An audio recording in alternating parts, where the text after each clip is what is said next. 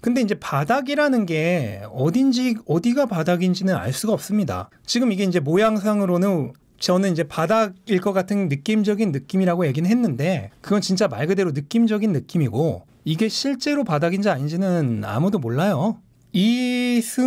이승준님, 바닥은 내년에 보면 어딘지 알 수 있으며 맞습니다. 지나고 나지 않으면은 바닥이 어딘지는 아무도 몰라요. 근데 이제 알아둬야 할 게 있습니다. 이게 완벽하게 이제 바닥을 확인하고 반동이 오는 것을 보고 들어간다? 이제 뭐 그런 마인드 자체가 어떻게 보면 이제 트레이더적인 마인드입니다.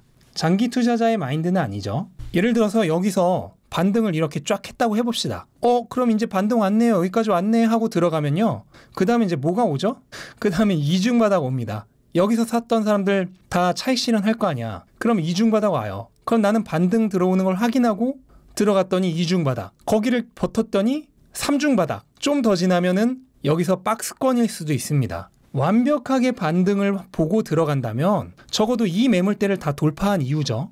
그럼 거의 한 760, 800 이 정도는 와야 완벽하게 반등을 보고 들어가는 건데 그러면 바닥 대비 몇 퍼센트입니까? 바닥 대비 거의 50% 이상 올라간 지점은 와야 완벽하게 반등을 보고 들어가는 겁니다. 이거는 뭐 수익을 조금 포기한 게 아니죠. 그러면 제가 이제 이때 가서 완벽하게 반등이 왔으니까 이제 들어가세요 하면은 아마 악플이 엄청나게 달릴 겁니다.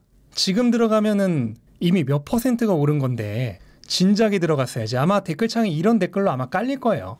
근데 이제 이번에 많이들 느끼셨겠지만 지금 변동성이 굉장히 세죠. 아마 이런 변동성을 처음 겪어보신 분들도 있고 작년 9월 정도에 그냥 못 모르고 한 방 맞았다가 이번에 이제 좀 아는데 제대로 맞으신 분들도 있고 좀 많이 계실 거예요. 그래서 변동성이 좀 힘들다고 느끼시는 분들은 무조건 분산 투자, 그러니까 여러 종목, 그것도 뭐 가치주, 성장주 섞어서 하셔야 되고요. 그 다음에 적립식 분할 매수로 하셔야 됩니다. 이번에 그냥 못 모르고 돈생강사 하시다가 당하신 분들 많이 계실 텐데요. 이렇게 하셔야 돼요. 나무수검님, 근데 9월이랑 비교가 안 돼요. 아니, 퍼센테이지로만 치면은 큰 차이는 안 납니다. 그리고 그때는 일주일 만에 급격하게 떨어졌었던 거고 이번에는 한 달간 정도에 걸쳐서 떨어졌었던 거고 뭐 타입은 다른데 그래서 변동성 이번에 좀 겪어보시고 힘들으셨던 분들은 분산 투자하시고요. 적립식 분할 매수 하십시오. 지금 요 파란색 선이 올해부터의 테슬라의 지금 수익률이에요. 작년 대비 1년 동안 500% 상승을 했습니다. 그리고 애플이 지금 64% 상승을 했고요. 그 다음에 나스닥이 42% 정도, 그 다음에 S&P가 20% 조금 안 되게 상승을 했습니다. 그러니까 테슬라는 결국 1년 동안 500%가 상승을 한 거예요. 원래는 거의 8배 상승을 했었죠. 그러니까 그만큼 많이 상승을 했기 때문에 많이 떨어지는 겁니다. 그러니까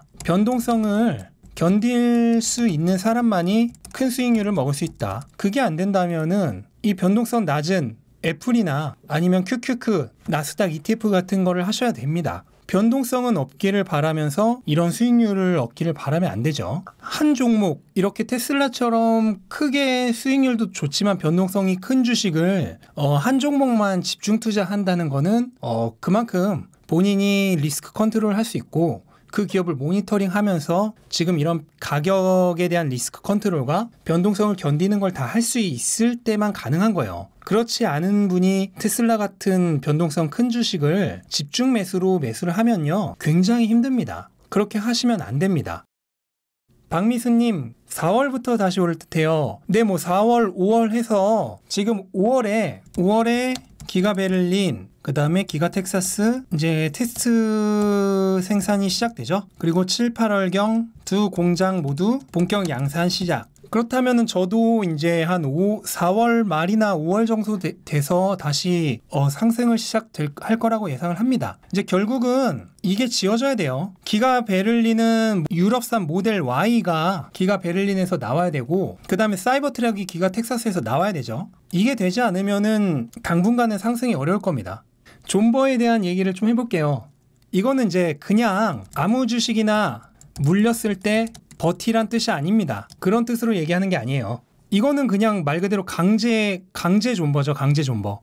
미래에 훨씬 더 가치 있을 기업의 주식을 그 기업의 성장의 끝물까지 먹고 나오란 뜻입니다. 그러니까 아직도 성장 가치가 훨씬 남아있는데 섣불리 나오지 말고 그 기업의 성장성이 서서히 사라지는 시점까지 그 기업의 주가의 상승을 다 즐기란 얘기예요. 존버는 그냥 물렸을 때 강제 존버, 강제로 버티란 뜻이 아니고 주가의 상승을 중간에 털리지 말고 다 먹고 나오란 뜻입니다.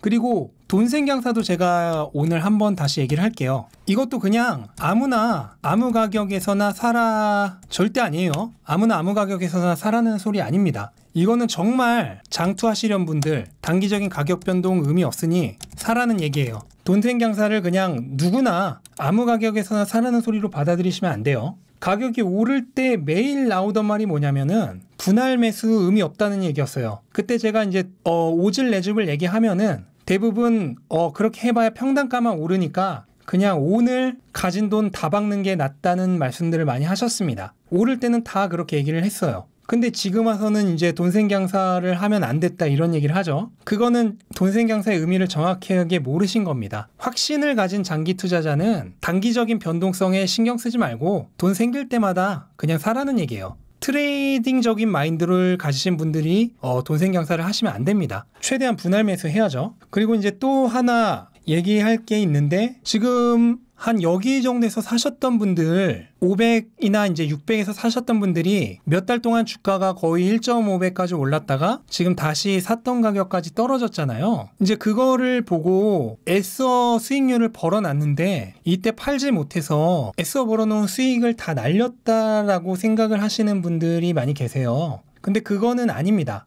요 애써 벌어놓은 수익률이 아무 의미 없는 게 아니에요. 지금 여기서부터 주가가 올랐죠? 근데 한 번도 조정이 없었잖아요. 조정을 받지 않았던 600달러와 위로 올라갔다가 내려와서 조정을 한번 시원하게 거친 600달러는 같은 600달러라도 절대 같은 600달러가 아닙니다. 자, 건물을 짓는데 기초공사 제대로 안 하고 올린 건물과 기초공사 튼실하게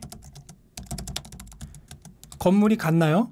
이게 올라갔다 내려와서 내가 그동안 벌어놨던 수익률이 다 끝난 게 절대 그게 의미 없는 게 아니에요. 테슬라는 그동안 조정이 거의 없이 900달러까지 갔었고 결국 한 번은 바닥을 튼실하게 다지는 시간이 필요했어요. 그렇기 때문에 같은 600달러여도 조정이 없었던 600달러와 올라갔다 내려와서 조정을 받은 600달러는 다른 겁니다. 김효준님 밥을 아주 그냥 꾹꾹 눌러 담는 것 같아요. 네, 맞습니다. 그렇게 생각을 하셔도 되고 절대로 두 개가 같은 가격이 아닙니다. 그러니까 수익률 잃었다고 너무 상심하지 마세요. 일단은 제가 시장 분위기가 많이 안 좋고도 하니까 이제 인스타에서도 라이브를 가끔 합니다. 할 겁니다. 얼마 전에도 한번 했었고 앞으로도 인스타에서도 라이브를 가끔 할 거고요. 이제 인스타에서는 좀 더 편하게 할 거고 지금 생각하고 있는 것 중에 하나가 클럽하우스에서 하면 저만 떠드는 게 아니라 여러분들의 목소리도 들을 수 있잖아요. 그래서 이거를 인스타랑 연계해서 하는 것도 생각 중입니다. 그러니까 클럽하우스에서 얘기하는 거를 인스타에서도 이제 그대로 마이크에 흘리는 거죠. 그렇게 해서 라방하는 것도 생각 중인데 뭐 이건 정해지면 좀 얘기를 해볼게요.